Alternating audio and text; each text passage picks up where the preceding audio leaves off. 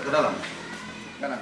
Aldi, 20 tahun, warga Simpang Pegagan, Kelurahan Pasar Muara II, Oku Selatan, Sumsel ini menyerahkan diri ke Polsek Muara II setelah 2 bulan buron. Tersangka datang ke Polsek bersama keluarganya setelah takut tindakan tegas polisi yang memberi tenggat 1 pekan untuk menyerah. Tersangka adalah pencuri di rumah Mulyono yang membawa kabur uang 25 juta dan handphone.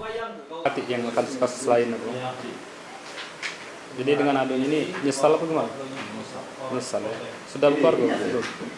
Sudah. Pengakuan tersangka pada polisi, uang hasil kejahatannya dipergunakan untuk biaya nikah. Tersangka juga sempat digerebek di kediaman mertua tersangka, namun tersangka lolos. Kemarin waktu kita melakukan pengerbakan di rumah mertua saudara tersangka Aldi, itu sudah kita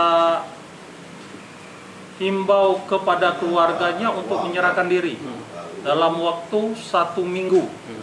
Sebelumnya polisi sudah menangkap 1 tersangka lain, Yoker. Tersangka saat ini masih ditahan di tahanan Polsek Muara II dan terancam hukuman 9 tahun penjara. Setia Budi, Kompas TV, Ogan Kompring, Ulu Selatan, Sumatera Selatan.